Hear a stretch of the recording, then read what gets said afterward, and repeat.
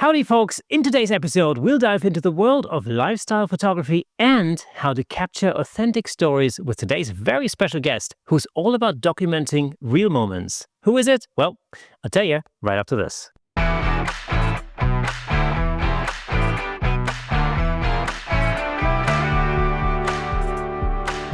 Welcome to Camera Shake, where we bring you the insider scoop on all things photography and videography, giving you a unique opportunity to stay ahead of the curve. As always, I'm your host, Kirsten Nuts, and before we get started, I've got one thing to ask of you. I've noticed that over 65% of our viewers on YouTube and listeners on audio are not actually subscribed to this channel. I mean, come on, people. You can really help me out by hitting that subscribe button. It'll help me get even more amazing guests on the show. Just one click, that's all it takes. Thank you so much. Now, without further ado, let's give it up for today's special guest, the lifestyle and family photographer, speaker, educator, and the queen of capturing authentic storytelling. Give it up for Natalie Jennings. Natalie, how's it going? I'm great. Thank you so much for having me here. Cool. And we'll just tell our listeners, this is actually the second time we're doing this little bit of the episode because I forgot to hit record. There you go. Anyway, it does. It's all right. It happens. It happens. And we weren't too far along, so it was a little exactly. warmer. We're just a few minutes into it. All right, Yeah. Cool. Right, let's get started. So, lifestyle photography is what we're going to be talking about today. Now, for our listeners who might not necessarily be aware of what that actually means, what is lifestyle photography? I think photographers would define it differently, but for me, it's really that sense of capturing images that reflect our day-to-day lifestyles. So, maybe there's an element of posing and an element of kind of directing the subject, but for the most part, it's capturing what's happening on a day-to-day basis or in kind of a narrative format that makes people think that maybe they're just observing what's going on rather than just looking at a posed portrait. So that's sort of the way that I like to think of it. Do you think there's more of an emotional attachment to when you look at an image like that? Because it's not only who you see in the image, but also you're reminded of the situation and that point in time and the location that you were in. Do you think there's more of an emotional attachment to that style of photography generally than compared to the traditional, portrait with a broomstick in the back type of a thing? Yeah, I think for humans in general, stories are emotive, right? I think we really gravitate towards stories, and with lifestyle photography, you have the opportunity to produce a full narrative. So I would say that there's, without taking away some of the gorgeous, art that's created from different types of photography. Of course, you can feel an emotion with any kind of art, but I think for the people that are looking at themselves in the photos, I certainly think that there is more of an emotional reaction than if they were just looking at a posed portrait of themselves. I've had clients that, come to me 10 years later and they say, "Oh, I love that, there were these items on the fridge that I can see in the background, or that there was this toy on the floor." Just the story that goes along with shooting in this way, I think can be really, really special for people when they go back and revisit the images. So maybe not so much for the average viewer or a stranger. It may just be like any other art, but I definitely think for the people involved, it's a special style. And I think that's probably one of the reasons why this sort of style of shooting has become so important nowadays, especially when it comes to family photography and weddings in particular, because these are special moments for those people, for the married couple. That's a big day. That's the thing that they always, unless they get divorced, of course. But, that's the day that they always look back on, Sure. even decades from now. Yeah, absolutely. Absolutely. I agree. I mean, there's something really special about having all of the moments of a day like that. And even in my style of photography, I do a lot of lifestyle stuff at home with people, and it's the same kind of thing, like a day in the life, just capturing what's going on as it's happening. And it doesn't mean that it's not without posing, because those are also nice to sprinkle in. But I think just capturing life as it's happening is really compelling. What are the key elements that you look for when you, let's say somebody, somebody hires you to do like a lifestyle photo shoot, what goes through your mind? Like, well, what is the sort of key elements that you try to work out before you get into the shoot? Well, one that took me many years to get more strict about is the time of day. So if I'm going into somebody's home, for example, that it doesn't matter too much, but I I really have I I have a window of when I will shoot, and it's either very early in the morning or later in the afternoon and evening, and that's just for consistency. It's not because I'm obsessed with the golden hour or anything like that. All of my images don't have to look a certain way. It's fine if it's cloudy, etc. But putting myself in a situation where I have the most advantage and the best ability to capture what people already see on my website, that consistency is really important to me. So the first thing I really look for is what kind of light are we dealing with? Let's make sure it's not noon or 1 p.m. And then the other thing that I will look for is some kind of activity. So particularly with families and kids, I like to encourage them to have a snack or bake some cookies or go swimming in the pool or something that they can do at some point in the photo shoot. And it doesn't have to be big and fancy. It could just be taking out a deck of cards or something like that, but just having something so that people can relax and so that they get the images that they see on my website, and that I think that's really important for all photographers to remember, is that you're the one in charge and you're the one that they are hiring. And so whatever you're showing is what people are going to want. And if someone's getting in touch with something that like doesn't even reflect what you do, you can say like, hey, that's not going to work, or hey, if we do this, just so you know, it's going to be too bright, or whatever it is. So I really like to try and set myself up for success and consistency. Now, you mentioned lighting. Do you only use natural light, or do you artificially light certain things?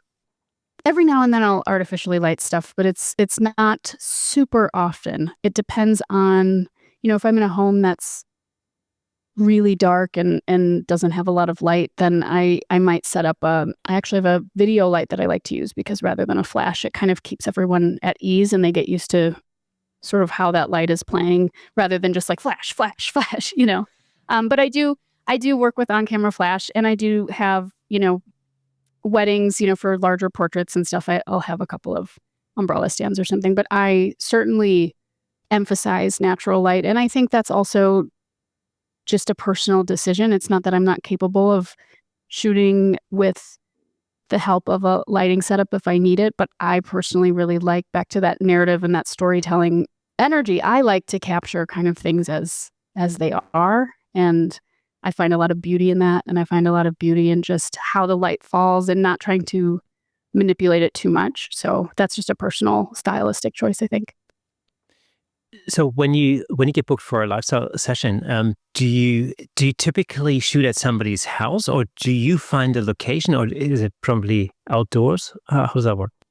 Yeah, it's a little bit of a mix. So I offer mini sessions a couple times throughout the year as a way to sort of attract new clients and to help out folks that might be on a budget. And that's always just at like a park somewhere where people can come to a central location and meet me there, because the nature of mini sessions is that they come to you and you kind of knock them out one after the other. As far as my regular portrait clients, the majority of them I do at their home or somewhere like a beach or a park or somewhere, as I said, where there can be some kind of activity.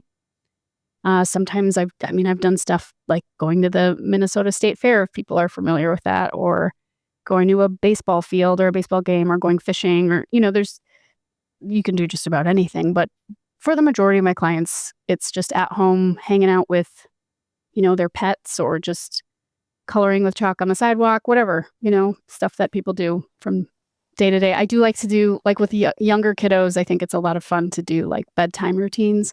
That's a fun one. So, snacks and bath time and story time and all that kind of stuff. And people really love looking back on those. Yeah, because those are the things that if I just think about my own case, just only recently I thought about that. My youngest daughter is 13 now, and of course there's no bedtime stories anymore. And I remember, but I still have to say goodnight every night. I still have to go in. We have this ritual, And yeah, like it's only last weekend or something, I close the door and I'm thinking, I miss those times when I could spend like Oh, half an hour reading a book. And you're right. It's those are the special moments that if I wanted to have any pictures, then yeah, those would be the moments because they just don't exist anymore. That's the thing. yeah.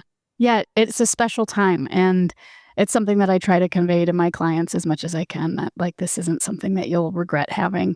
Even for so as a personal example, I had, a little dog who passed away last year, and she was I don't have kids, so she was, like, the family star, and I had lifestyle photos of her and I done a couple of different times, and I am so glad that I did that. So that's something it can be anything. It can be you with your parents, you with your kiddos, you with your dog, whatever, or all of the above, but I think I think we're conditioned to think of photos as a special occasion thing, and certainly they are an investment, but I love to encourage my clients to just think about doing photos because you want to and because every day of your life is special.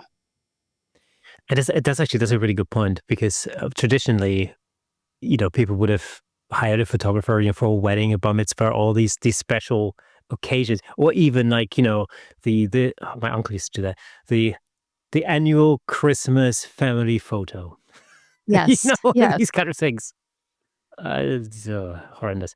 Anyway, but you're right. Now it's we have the ability to really capture all of those little moments that maybe at the time don't seem like they mean that much because they're routine. The bath time things could, the bedtime routine is a really good example for that. It's like it's a thing you do every day. But once right? once that's gone, then that's gone and it's not going to come back. My daughter isn't going to be, she's not going to turn 14 all of a sudden and then go like, "Oh, Daddy, can you read me some stories?" Because Mhm. that's just not going to happen. She's Yeah, busy right? looking at TikTok or something. I don't know. Now I was just, I was thinking about my own photos. My favorite thing when I look at old photos, I don't know about you, but it's always the sort of set and setting and who's there and just like what we're wearing and all of those things that you get in a lifestyle shoot if you're not trying to be overly posed about it are the things that 10 years from now you're going to be like, "Oh my gosh, this is great," because that's always the stuff that we look at, like our outfits and our furniture and like the stuff that was on the counter or just anything to date the photo is for whatever reason in our human psyche something that we gravitate towards and enjoy, and I think that being able to shoot in people's homes and in a place that's special to them just affords me the opportunity to take so many more photos like that, and also just encouraging people to just wear what they feel comfortable in and just be themselves can be, it can just be so great to look back on. Clothing and hairstyle, that comes to mind. That's usually, I look back at some images, I'll tell you, Yep, fashion disasters, fashion right? disasters. But those are the best ones. Those are the best ones.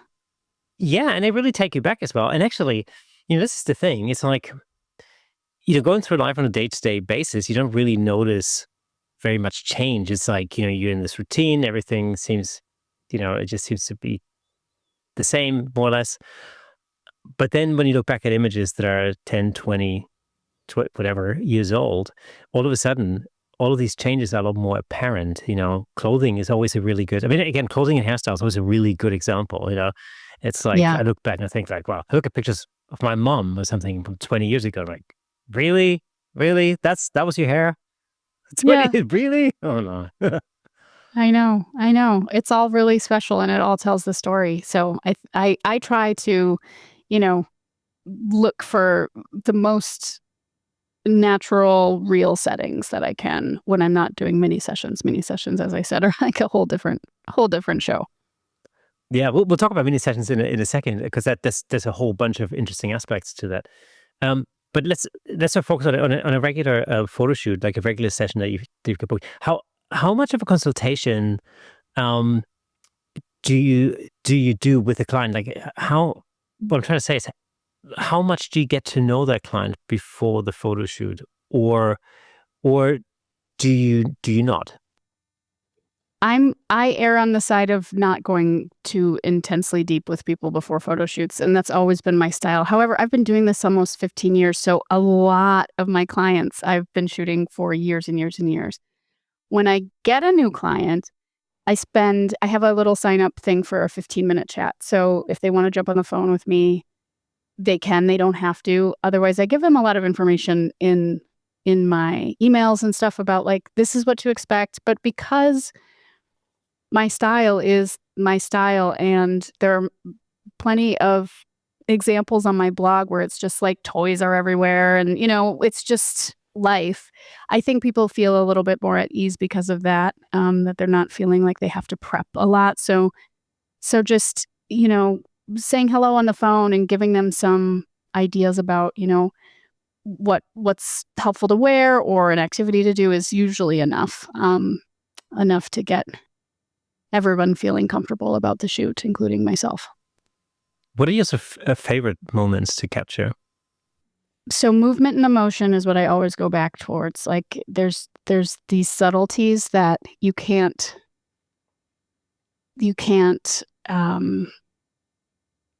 pose or manipulate or anything, and it's just movement. Like if you see someone like kind of turn their head and their hair is caught in the breeze, or just like a child reaching for their parent's hand or something, but they aren't quite there yet. Just all these little things that I think are really emotive and really special. I love those photos, but generally you only get a couple of them in a shoot, right? It's not like they're everywhere. So I think that's what makes them more special, is when you capture that perfect moment, and that's just like it just says it all, and it has, as I said, there's a little bit of movement, there's a little bit of emotion, there's just something more going on in the photo than what you could ever plan. How do you get that sort of authenticity? How do you get that happening? Because I always think like, I always wonder like how much time do you have to invest into it? Because when I shoot headshots, this is my experience with, especially with corporate headshots and with acting headshots as well, is that I've sort of moved away from the short sessions.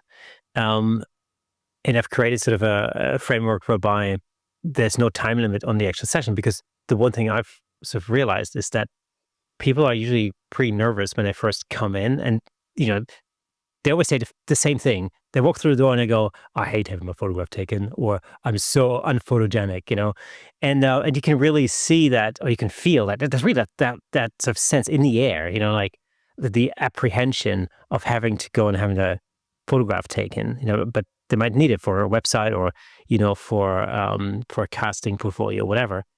And so it does take a little time for people to get relaxed. And I've sort of developed certain techniques to just get people to relax and chill out for a little bit before we actually start shooting.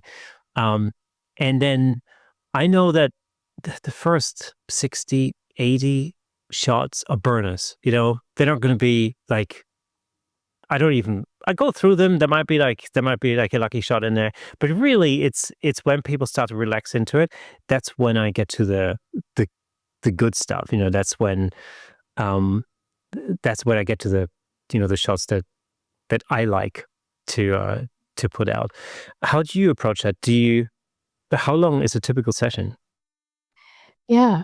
So my family sessions are either 30 or 60 minutes, and my mini sessions are 15. And as I said, minis are a whole other thing.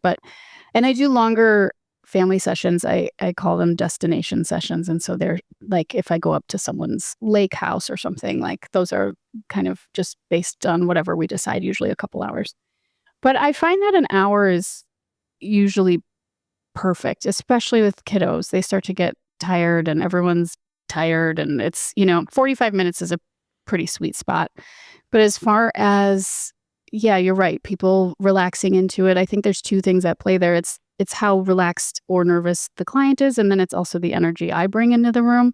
I'm a pretty laid back person, so I try not to, I just try to show up and not pull my camera out and get in people's faces right away. One of the tricks that has helped, especially with little kids, is I'll usually start with my longest lens and kind of go away to start the shoot and have them start doing something together that they, why don't you guys just sit and play that with that toy on the floor or something. Just something that I don't, as you said, like it might not be a great photo, but it gets them used to having me there and I'm not right in their face yet. I save the 24 or the 35 for later on in the shoot because I don't I don't want to get right up in their face right away. And I found that even for, you know, kids aside, when I do a lot of branding and headshot work as well. And even for that kind of stuff, it's like it's always helpful to start kind of farther away, I've noticed, and just let people kind of get settled. And then the other thing that I think is helpful if you're on a limited, time crunch is just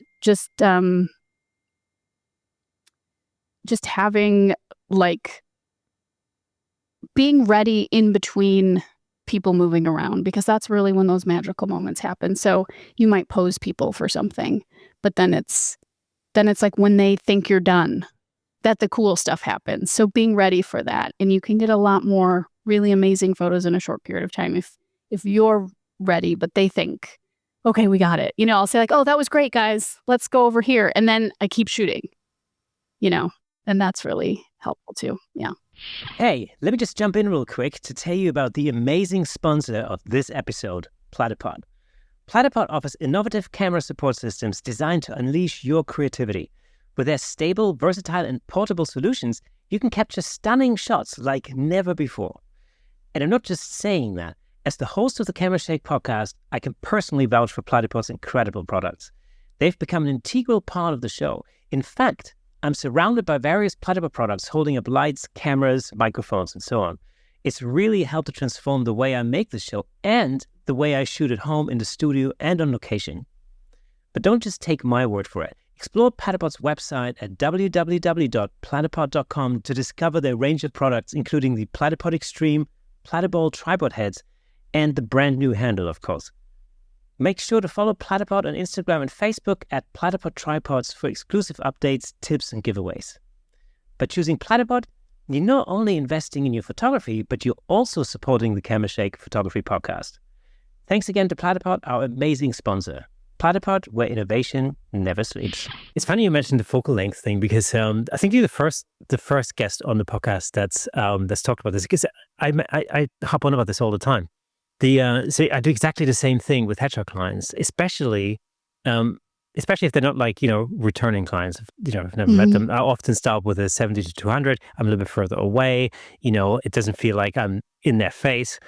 We can start a conversation, and then over the next 10, 15 minutes, we get to know each other a little bit. And then once I can sense that the client is feeling a little bit more relaxed and comfortable, I then switch to an 85. And I already know that because it's the same thing every single time. When we go through the images afterwards, I guarantee you they'll pick 9 out of 10 of the images that they'll pick are going to be shot in the 85. So I already know that for some reason, that lens or that focal length is just more favorable, generally speaking. Sure. So, and just sometimes when there's a little bit more time pressure, I won't bother. I'll just go straight to the 85 and, then my acting skills come in and I just pretend I'm all relaxed. But, but I've also found that, just keeping a little bit more distance, but when you're in a subject at the beginning can really go a long way because it just takes their nerves away a little bit, or it helps them to relax a little bit. And then you can move in gradually. So, cool.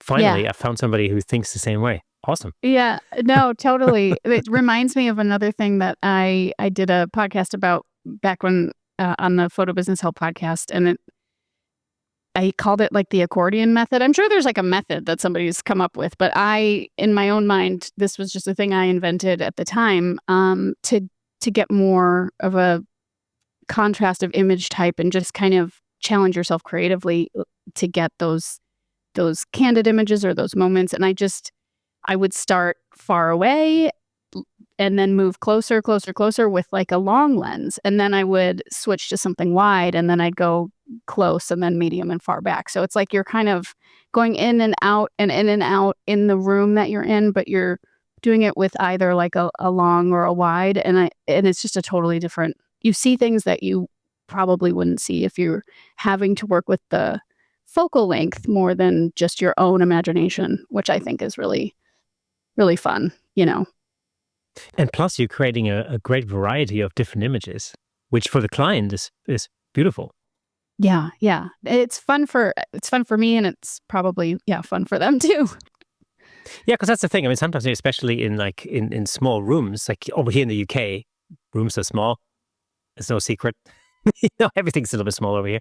But like using like a super wide lens can sometimes create imagery that's very unusual, and you can get a lot of the scene in. I'm just thinking like, you talk about bath time, like our bathroom is tiny by comparison, but you know, with a 14 or something, you can make that thing look pretty impressive. Yeah, and as you said, you end up with kind of really interesting images. I mean, you might zoom in really close on like a rubber ducky on the edge of the bath, but get kind of in the background, like, mom reaching in and the baby there or something. I mean, there's just all these weird angles that end up happening when you're challenging yourself to just, as I said, kind of do the accordion thing. Especially if you're feeling creatively burnt out, that's always a really good go-to to like just make it more interesting. Yeah, that's always the best. I like this whole thing. I like to challenge myself with. I like limitation, so that's a thing that I use very often. So I'll do something that I'm used to doing. Like for example, I like a little bit of street photography now and again, and I live right on the outskirts of London, so it's easy to just hop on a train and go into town, do a little bit of street photography. And the typical thing is like the old 35 or even a 50. Um, that's the standard. But what if I took a 14? What can I create if I took something that's like completely different? Um, Right. and I bet I can come back with some interesting images, but they are going to be different. And that's where the challenge is. And because I'm not taking a whole backpack full of, the full assortment of lenses, I'm actually just taking one. And that is what it's going to be for today. Or most recently, um, a dual lens medium format film camera, which is the most horrendous thing to shoot, but is also incredibly fun. Yeah, yeah, and a challenge, So it's, right? I oh agree man. with you that limitation can be really, really fun. I don't know if this was before we stopped to re-record or not, but one of the things that I was saying to you about the idea, like when I travel and how I don't wanna take my camera with me everywhere because it's just very hindering and just feels heavy, and it's just then I can't pay attention to my friends or my family because I'm constantly like, "Look over there, look over there. Hey, I gotta go get this shot," that kind of thing. So I challenge myself with the same kind of restriction where I'll say, "Okay, I'm just gonna take my 50 and I'm gonna go." I was visiting a good friend of mine who lives in Paris, and I was like, "I'm gonna go get coffee, like, down the road. We're gonna walk maybe 6 blocks, and I'm gonna take my camera, and I'm gonna make a story out of this outing for coffee, and then when we come back, I'm gonna leave the camera at the flat and just, do my thing." And it's a wonderful challenge because back to the storytelling thing again. It really, like, I'm taking everything I can. It's street photography, it's details about me ordering the coffee, it's all these, maybe a couple portraits of my friend, all these things that get thrown in there, and it's this beautiful story, but it's only like an hour of my vacation, so it's a nice challenge. It's a nice way to kind of spark that creativity. And again, that's a great framework, the storytelling aspect, which, brings us back to lifestyle photography really, because it's all about storytelling in there. Um, as a studio portrait photographer, storytelling isn't, well, sometimes it's important, but often it's not necessarily the first thing I would think about. I would think about the subject and maybe even the bone structure and the lighting and and all that kind of stuff. The expression, but I'm not necessarily thinking about the storytelling aspect. I do that when I have to create headshots for very particular people. Like for example, the old example is always, compare headshots for a nurse compared to a divorce lawyer, right? Those are completely different people, and those images have to convey a completely different story. But that's why I like your idea of telling us, like taking a trip to a cafe, telling that story photographically is actually it's a superb exercise. Um, It it, is. and you can apply that to absolutely anything. You can take the dog out for a walk and turn that into a story.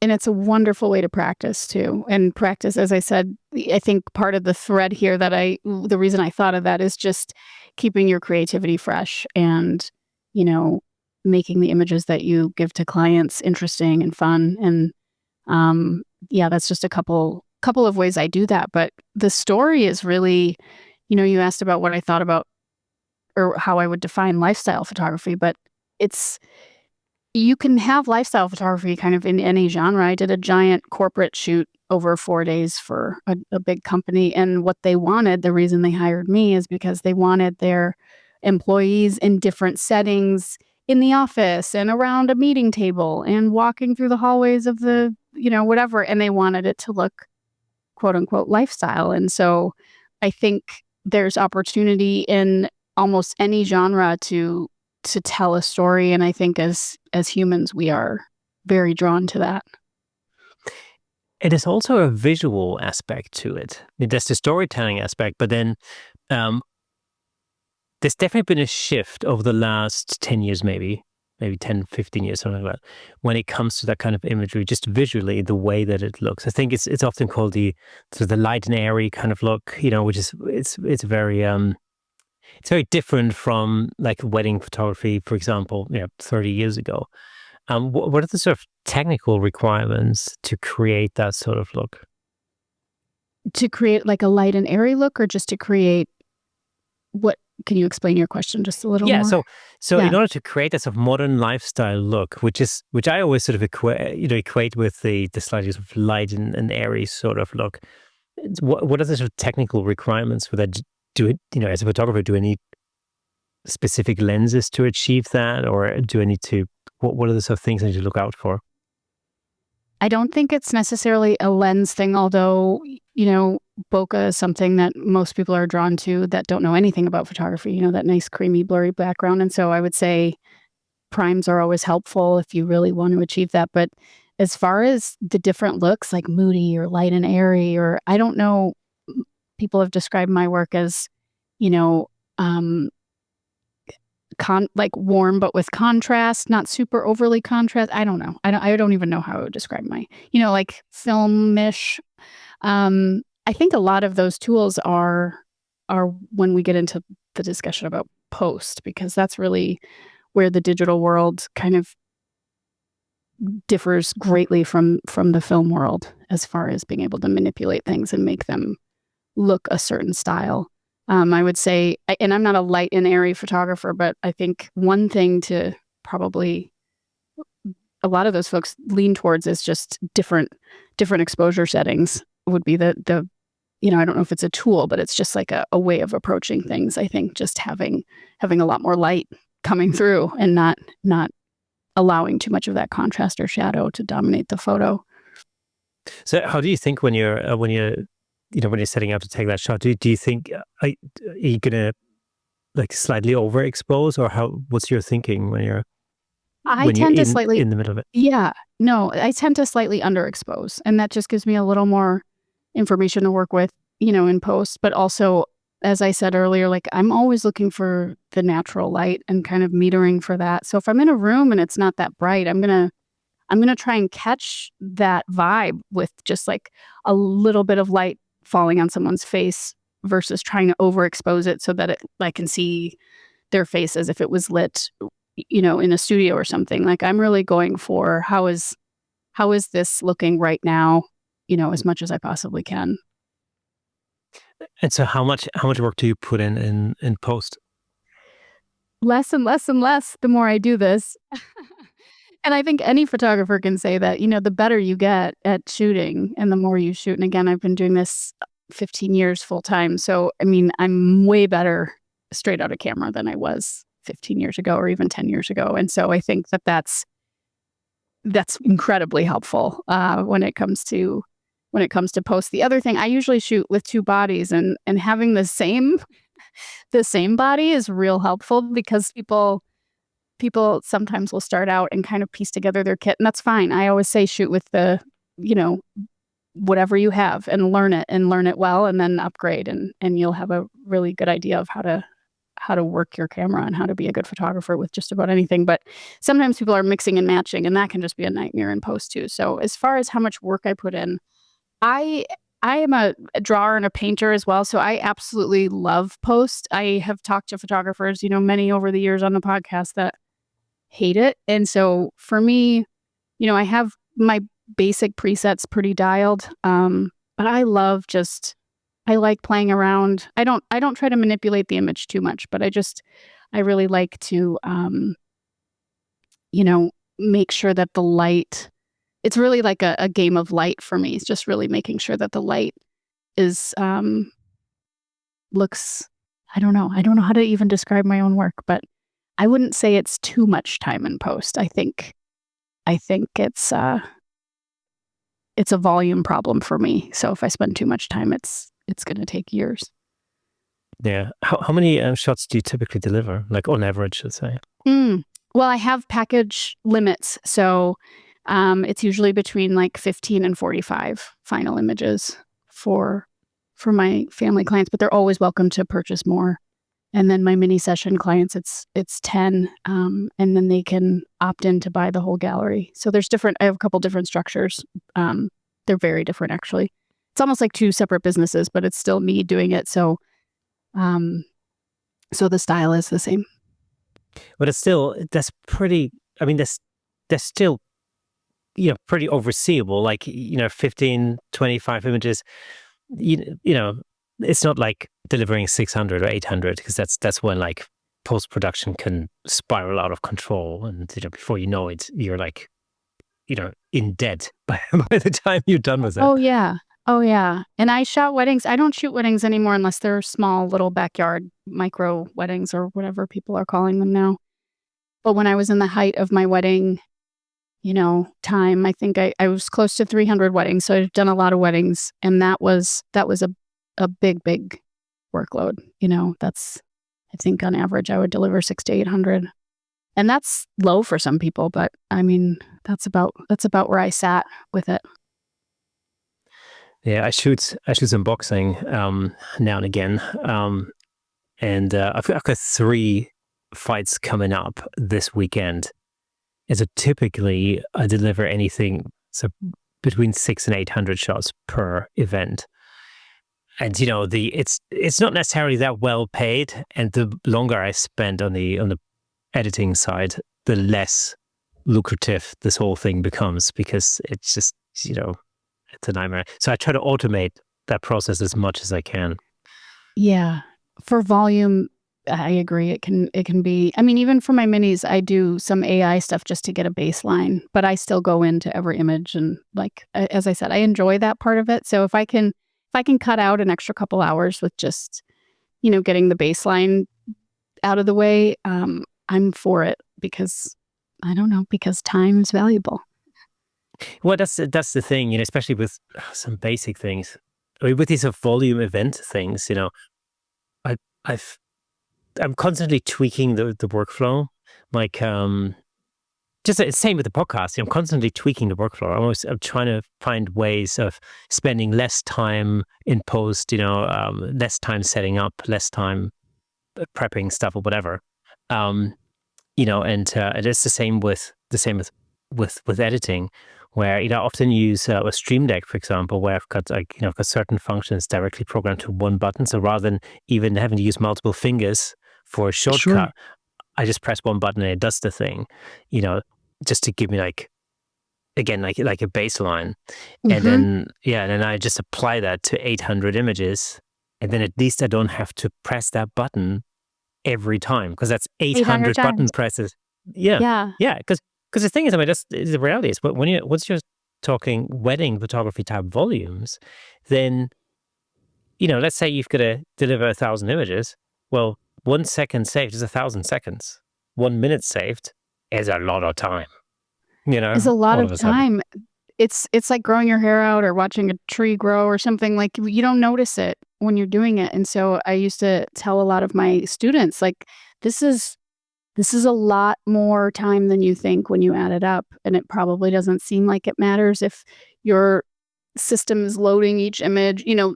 People with Yeah. older computers or something, they're like, oh, it takes like a couple seconds for each image to fully load. And I'm like, you got to get that fixed, because, if you're going to be shooting high volume, this is hours and hours and hours over the course of a Yeah. year. It could even be more. And I think it's well worth looking into it and fixing it, because time is valuable. And let's be honest, most photographers that are just starting out are also shooting high volume, because you get asked to do a lot of events and a lot of, and you're learning, and that's great. And there's nothing wrong with it. But if you're going to do high volume well into your career, it's really important, I believe, to make sure that you know how to save some time. Yeah, absolutely. And also there's this sort of thing of like, of really being aware of how good is good enough. Like, for instance, when I'm delivering 800 images for, a boxing event, I'm not creating art here. I'm creating images that have a purpose, and that purpose is entirely commercial. They go on a website, Sure, sure, people come sure. to the event, pay for those images, they, buy them or whatever.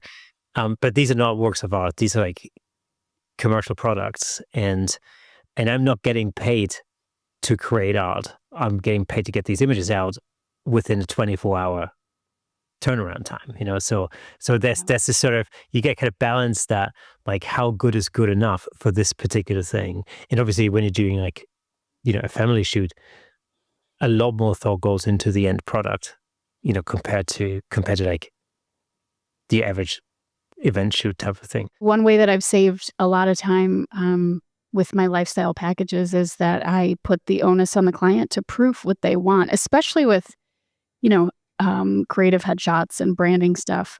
Those are People are very particular about, which images they're going to share on their website or whatever they're using them for. But when I switch to that model where I clean up their gallery and then I upload, a few hundred images and I say, okay, pick your 30 favorites, that is massively time saving, because then I'm not delivering a full gallery like I used to. I used to deliver all of them. And with conversations, as I said, I've had a lot of repeat clients over the years just because their kids are growing up and, I'm their photographer. But I've had some great feedback from them saying, we only printed out like 10, or we only saved 15. And so I refined my packages over the years, because I realized even myself, when I have photos done, I tend to gravitate towards the same 10 or 20 images. So why am I taking the time to edit 200 images for people when they could look at the gallery, choose the one they want, and then ping it back to me? I use PickTime and it's all built in. Ping it back to me and I'll edit it and deliver it to them. And it's just back to the time consuming thing. It's or the time saving thing rather. It's really, really nice. And then they get what they want. And I know that some photographers are really nervous about, oh, you're letting them see the raw images, but I clean them up enough so that they look great. And if you're doing a decent job as a photographer, it shouldn't be that big of a deal to make sure the exposures are balanced and stuff before you give them. Yeah, there shouldn't really be anything majorly wrong with those images, to be Yeah. honest, Yeah. Unless, if there is, then you might want to rethink, what you're doing. The thing about online, like online galleries is I use them in commercial settings, when I deal with, like corporate headshots, and there's multiple team members or something, I will send them a digital gallery and they'll pick the ones that they want and they come back and I edit them. But when I shoot, here in, in my little studio space, like when I have clients come to me, what I've realized is that I want to cut out this whole digital gallery bit, because it chews up so much time. I have to get that gallery, I have to send it out to them. They take absolutely forever to look through that. It takes time. It takes a week or even longer sometimes until I hear back, and then I have to have it. And but it takes so much longer to get this job out the door than if I spend a little bit of time at the end of the session where we go through the shots and they choose the hero shot of Hmm. each setup or whatever, and um and then I know exactly what I'm going to edit. I can have a definitive timeline and I can say, right, I've got this with, it's going to be with you in 3 days or on Wednesday or whatever. And then that job's done and finished. I can move on to the next thing, because that's the thing I hate. I hate having too many things hanging around.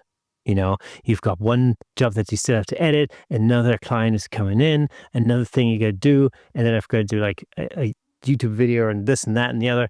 I just hate that. I like to get onto a thing, get it done, get it out the door, and then move on to the next thing. That's just my line. My mind just works in this, I don't know, one lane.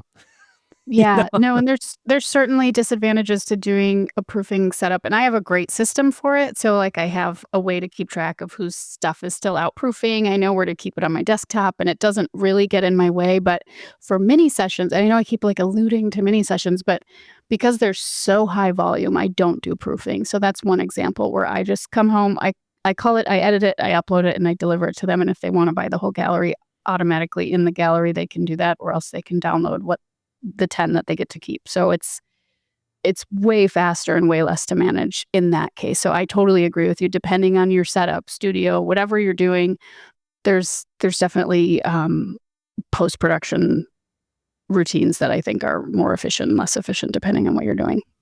Yeah. Well, let's talk about mini sessions. Give us like a little sort of an outline as to how a mini session works.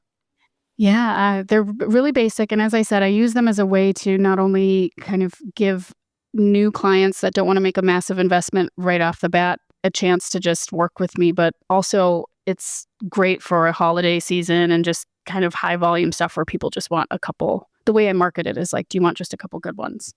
Because sometimes people don't want a whole story, and that's fine. Those people, I found over the years that shooting these beautiful narrative stories in people's houses, and then they would order like just the one of them all looking at the camera. And I'd be like, you're missing the point.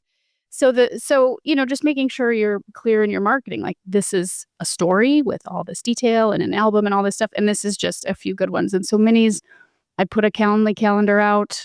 I usually have 6 to 8 slots on a given day available. I'll, pick the place, usually a park or something central, because, I don't want my clients driving all over the place. And then they pay to hold the slot. So everything's paid for up front. And then we do the shoot. The shoot's 15 minutes. I come home, I edit I call and edit everything, take out all the bad ones, and then I upload each of the galleries to PicTime. And PicTime has a lot of cool automations. So one of the things that they can do is they can download the 10 images that they paid for, or they can buy the whole gallery for an extra fee. And this year, like,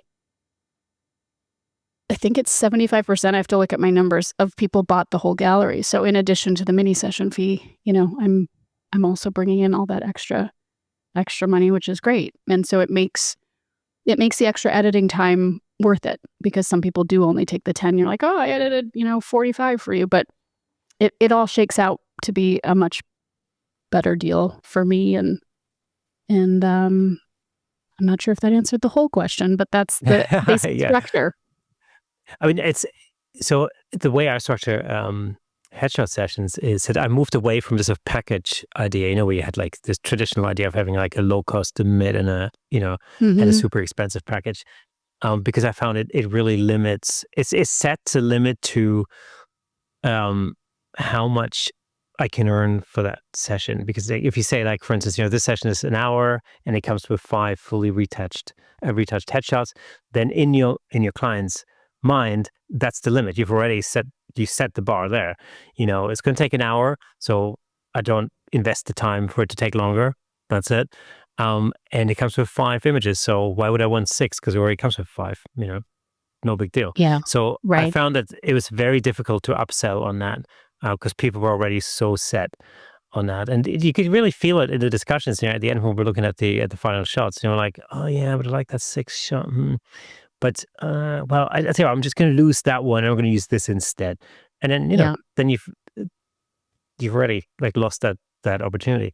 So what I do now is I just basically I don't time limit it, and really what it means is, so it's a session plus per photo fee sort of thing, where I don't have a time limit, and people basically buy the images they want. And what it does is, because it's open-ended, it gives me the time to run through a lot more setups, and that usually means that actually for each session, I'm able to monetize that session a lot more, because if I can run through 7 different setups, they will almost always buy at least 7 images, and because I'm charging extra per image, the total that is much greater than what I would have charged for a package before that.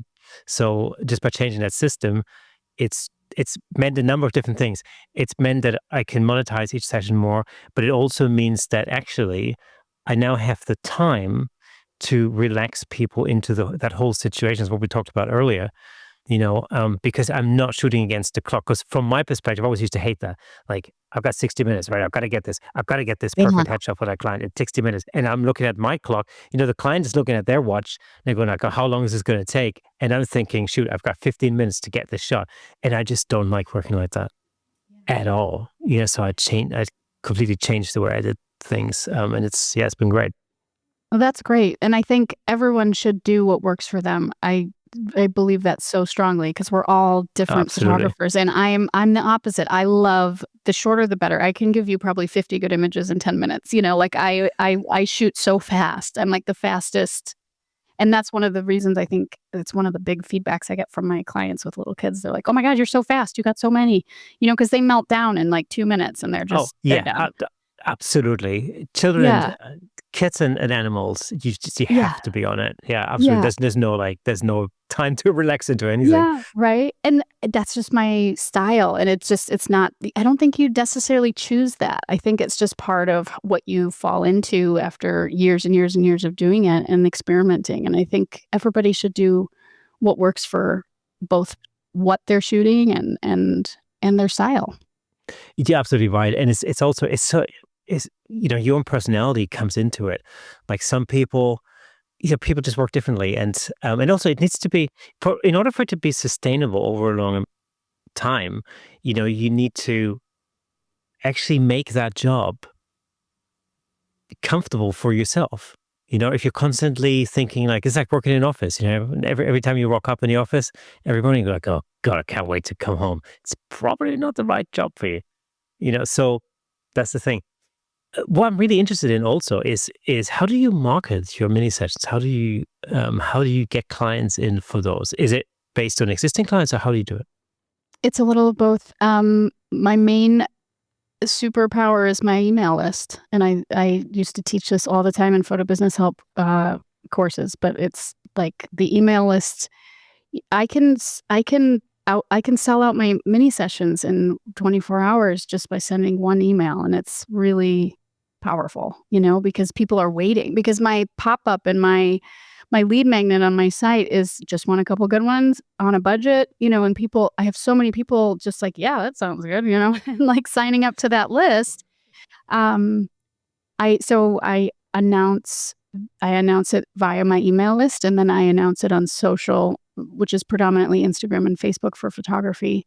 And I just have a combination of probably 75% repeat clients, and then I usually get about 25% new clients. But I've been really fortunate that when I started back in 2009, 2010, I really got into SEO stuff. So my SEO is pretty good for my area. And I've had to do very, very little marketing to have a pretty solid photo business, since those first few years. But the email list, whoever's listening that doesn't have one, have one. That's all I can say is it is one of the most powerful tools in my business, hands down. When COVID hit, I sent out an email in April and I said, if you're able to pay it forward, I'm not going to be able to work for a while. But if you think that within the next year, you're going to want to do a family session with me, I'm giving a discount because it's COVID times. But if you can book it now in full, that would help me a lot. And I made like close to $10,000 with that one email. Oh, wow. And it was just clients that I have on the email list that were like, yeah, we're going to do photos. So, okay, cool. We'll pay for our shoot now, and it saved me, during that weird time when we couldn't really shoot. And so just there's so many unique ways, and not to mention just staying in touch with your client base and letting them know what you're up to, or, it doesn't have to be a sale every time that you reach out to them. But that's the main way that I book my minis for sure, is that email list. Yes, when COVID hit, I sent out an email to all my clients and said, like, if you're not human, because the restrictions over here in the UK were so drastic. It's like, if you're not human and you want me to photograph you, then come along. Otherwise, it's not going to happen. So I know, I went. right? I did a little bit of product photography in that time, which was interesting. Mm. So yeah, not something I'd ordinarily be drawn to, especially because it's really difficult to have a conversation, with a bar of soap. Right? Yeah, I did food photography for a while, and actually I didn't mind it. I met some really cool chefs and got to see some cool places, but I was the same way. I'm personally drawn to, as I said, movement and emotion and stuff like that. So people are my jam. Yeah, I started this podcast in a pandemic because what else? What else could I do? I couldn't really talk Mhm. to anybody else. So that was Mhm. it. Yeah. That was it. Yeah, yeah, yeah. But I don't know what it was like in Minnesota, but over here it was drastic. Yeah, there were phases of it that were pretty drastic here, and I think everywhere. And I think for those of us that are in a service-based business, it was tough for a while. Yeah, it was absolutely killer. But there's always an opportunity in everything. How often do you do mini sessions? Do you do once a year, or do you do it several times a year? How's it work? I usually do a spring round that's pretty minimal, maybe 1 or 2 days, and then my big chunk is in the fall. I offer probably about 10 days in the fall. Um, and usually I'll start with maybe 6 to 8 days, but they fill up, as I said, which is beautiful, and I love it, and then I'll add days as I need to, because people be like, "Oh, I didn't get the day I wanted," and, um, so over the years, it's just grown into a thing where I have to be careful, actually, because my business is morphing into, like, a huge chunk of my income is now mini sessions. Um, Maybe, not like a huge chunk, but a good sizable portion of it. And I don't want to get away from all of the other stuff that I do, where people just want to do mini sessions. So I have to have a little bit of scarcity built in, where it's like, this is the last one that is available for this year, so that people don't feel like they're just available anytime. Because if they're just available anytime, they're a pretty good deal, and they're very quick and easy, and all the things that I market are true. And so it's like, well, then no one's gonna want to do the other ones. But on the flip side of that, I've gotten some really beautiful new clients that love their mini session images and say, we'd really love to have you to the house so that we can do an actual, like, thing with our dog and bake cookies or whatever. So it works as kind of like a business card in that regard, where it's like, okay, give it a try. Do you like it? Let's do something else. And so I just have to put up those boundaries, with the sessions, and not have them all year. Yeah, I mean, on the flip side, I guess it's a great opportunity to add, contacts to your email list and grow that through those, and then upsell. Use it as an opportunity to upsell into other products potentially. Like especially animals. Animals are always cool.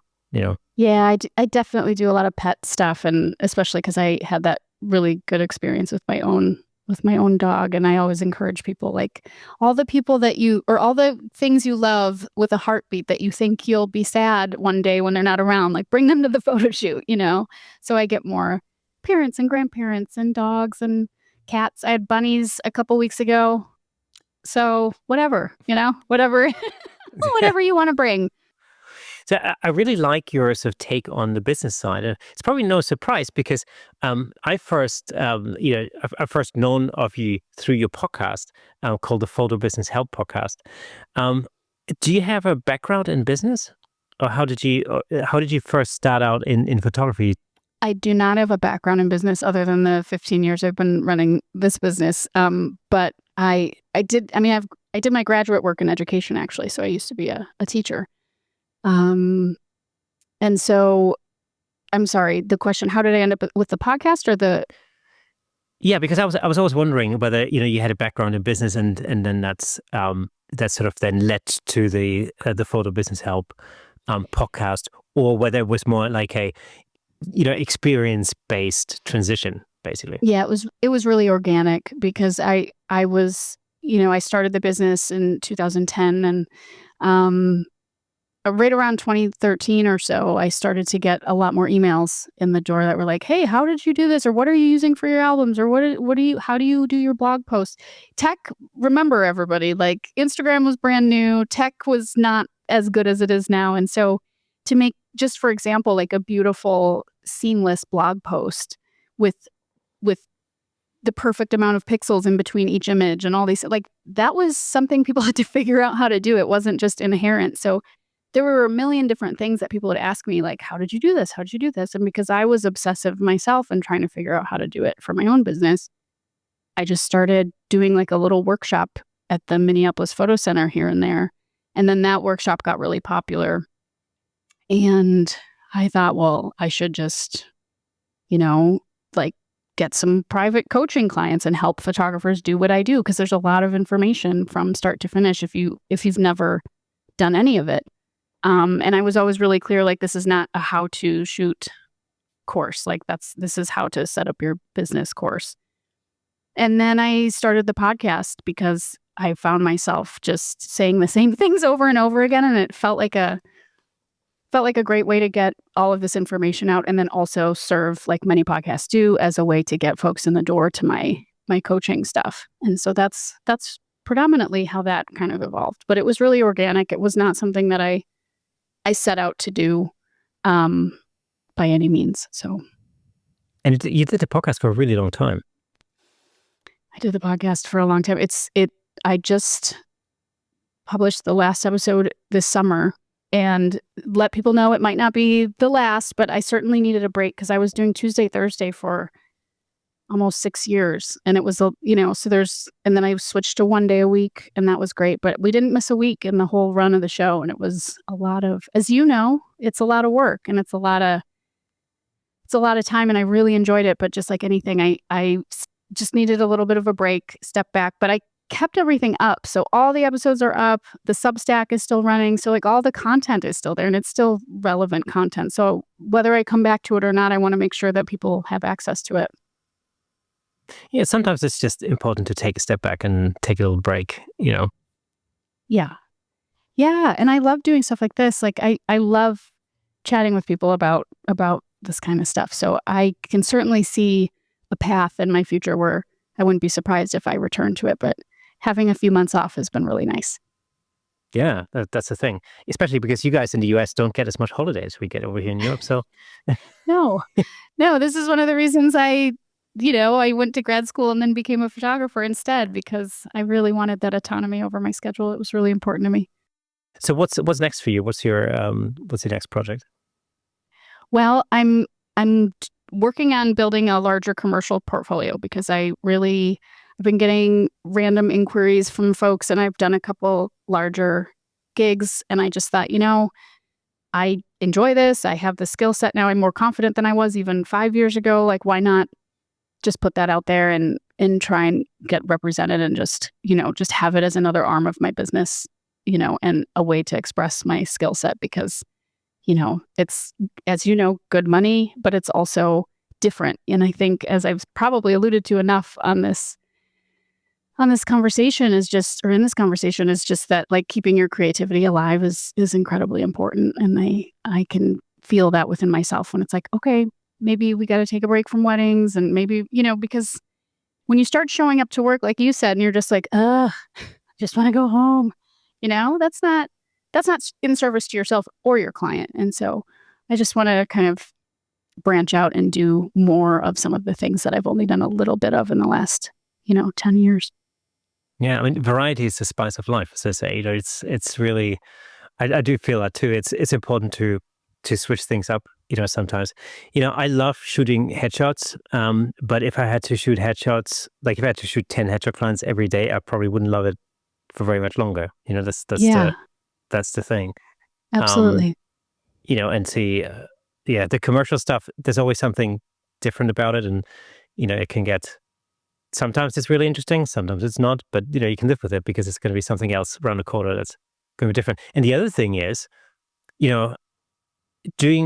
changing up what you're doing will really make you a better photographer, because you're coming up against new problems that you have to solve, which will just add to your skill set, and it will just make you grow and improve and get better. And you can then, even if in 10 years time you decide, like, oh, actually I miss weddings, I want to go back into weddings, you'll take all of that newfound knowledge with you, and it will make you better at shooting weddings. I always moan about the fact that I had to shoot products during the pandemic. It was annoying, I mean, it wasn't that bad. I make it Yeah, sure, I sure. make it out to be terrible. It wasn't that terrible. Mhm. But there were challenges. Like, I remember this little startup company, and they were making um shampoo and conditioner bars, like soap bars. Yeah. Um, and they were white, and they wanted them shot for their new website, but they wanted them shot on a white background. And like, you already shoot a white soap bar on a white background. All right, I'm gonna have to come up with something, because and then I came up with the whole concept, and it was fun. It was then actually fun to figure out, and it was fun to like, it was fun to figure out how I could give them what they wanted, but at the same time widen their imagination a little bit to give them, additional concepts. So I could, on one hand, satisfy them, but at the same time, I could also put a little bit of creativity into it, and make, and sort of almost like manipulate, I would say, them a little bit so that I could see a wider picture rather than just, well, all products on websites are shot on white backgrounds. That's what we want our soap bars to look like. Okay. Sure. Yeah, and it might be different in product photography, but I think that there's an important element that consumers should really keep in mind, and that like you're hiring someone for their skill set, and the beautiful part is that every photographer shoots a little bit differently, and so you are asking for someone's creative input, unless of course you just are doing something really rote. But I think my favorite gigs are when my client trusts me and my vision, because that's what they see on my website, and that's what they're ostensibly hiring me for.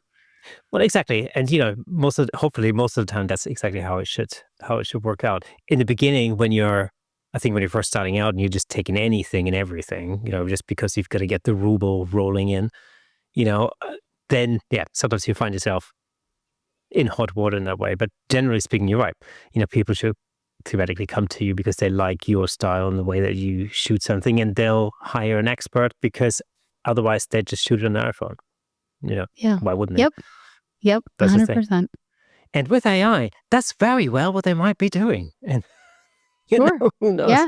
Yeah, especially product stuff. I think that's going to be an interesting one to watch. You certainly can't do a lot with AI, coming into your house and capturing your kids during bath time, but there's a lot of photography that's going to, there's already a few headshot bots that are really interesting. You upload a handful of iPhone pictures of your face and Yeah, absolutely. I had a really interesting conversation with Gary Hughes about this not too long ago. And I think him and me really agree on that. In the headshot world, products may be the same. It will have an impact on the industry, on the headshot segment, but it will predominantly have an impact on the low end side of things, because those people who will spend $2.49 on an app, to create their headshots, they're not the people that want like a high end product, and ultimately they're not necessarily the clients that I particularly serve, because I can't afford to shoot those clients. It's yeah. not That's not how I can keep my kids in Netflix. You know, that's the thing. So ultimately, it may very well mean that for some headshot photographers, they may have to recalibrate their business, and focus on a different customer segment, and maybe go more into the more refined, and sort of high end market, maybe, because those clients will always want that experience, and they want that personal touch, and they want that quality, and they really don't want to take a snappy selfie of themselves on their iPhone, and then have an app turn it into something that's not a unique thing. Just like you know, just like people who drive really expensive cars, they drive them for a reason. It's because they don't want to drive a VW Jetta or something, or whatever they're Yeah. called these days. Yeah. It's Yeah. I mean, so it's really Yep. just. And that's the thing. And product photography is the same thing. The pack shot thing, I think that could very well be dead. You know, Mm, the super like eBay, Amazon type pack shot. There's absolutely zero reason why you would have to hire somebody to do that these days. sure. Most of the Yep. time, Yeah, But yeah, yeah, absolutely. yeah, it's one of those things. Um, Thank you so much for being a guest on the Camera Shake podcast this week. Oh, It's an absolute pleasure. my pleasure. This is a lot of fun. I love these conversations.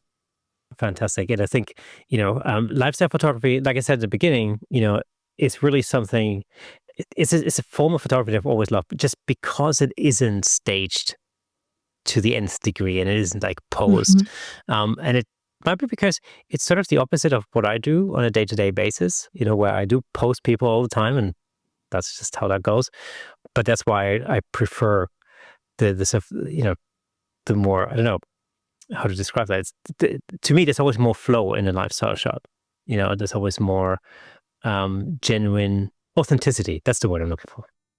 Yeah. Hopefully, there's definitely a spectrum with all genres. And I think some lifestyle is designed to make the subject's life look larger than life. And some of it is, more on my end, where I am genuinely interested in the authenticity and just let's just go to your house and hang out there, So there's a wide range, and all of it is great. And if you're new, deciding what you gravitate towards is an adventure. Try out a ton of stuff and then notice what your soul loves. Because as you asked me earlier, what do I love? I love movement. I love emotion, but that took a long time to figure out.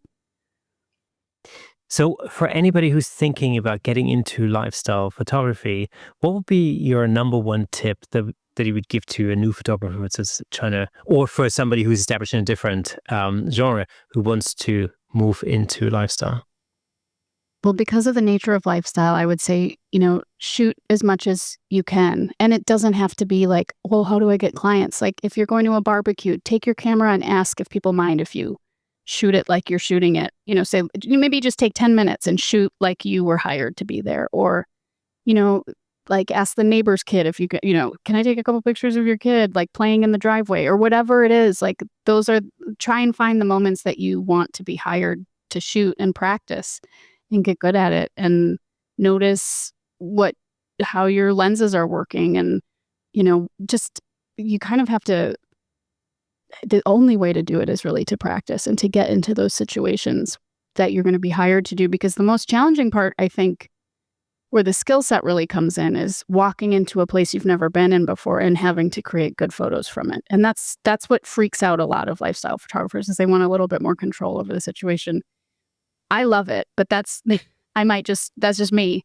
But I also, weddings really cut my teeth. I mean, that you cannot mess up in weddings. And of course you make mistakes, but I learned so much, and I became so much better, so much more accurate, so much faster, so much better doing weddings. And so putting yourself in situations where you have to deliver and you have to capture candid moments, and I just caught that. You almost start to anticipate the things that create a good photo because you're in the situation so much. So I would just say, put yourself in the situation that you want to be paid to be in.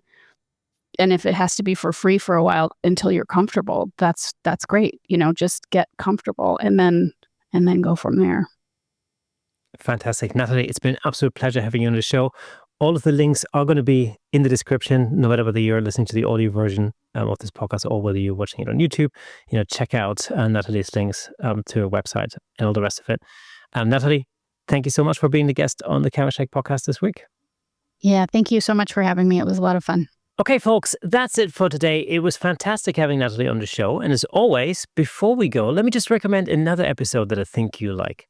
Check out a couple of episodes with Valerie Jardin and Karen Hutton for more tips and insights into creative photography. I'm sure you love them.